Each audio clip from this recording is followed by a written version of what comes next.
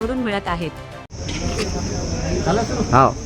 खरीप 2025च्या प्रलंबित पीक विम्यासंदर्भात आज माननीय जिल्हा कृषी अधीक्षक यांना माननीय तहसीलदार यांच्या मार्फत आज निवेदन देण्यात आले. या निवेदनात असे नमूद आहे की बुलढाणा जिल्ह्यातील कुठल्या तालुक्यात आणि कोणत्या महसूल मंडळात किती शेतकऱ्यांना 2025चा पीक विमा मिळणार आणि त्यामध्ये किती शेतकरी पात्र असणार या सर्व माहितीची मागणी या निवेदनाच्या माध्यमातून आज जिल्हा कृषी अधीक्षकांकडे करण्यात आली आहे. त्यांनी तात्काळ या संदर्भात खुलासा करून लोकांचा जो संभ्रम आहे की विमा कोणाला मिळेल आणि कोणाला मिळणार नाही, तो संभ्रम त्यांनी तात्काळ दूर करून सर्व खरीप 2025ची पीक विम्याची माहिती ही तात्काळ देण्यात यावी.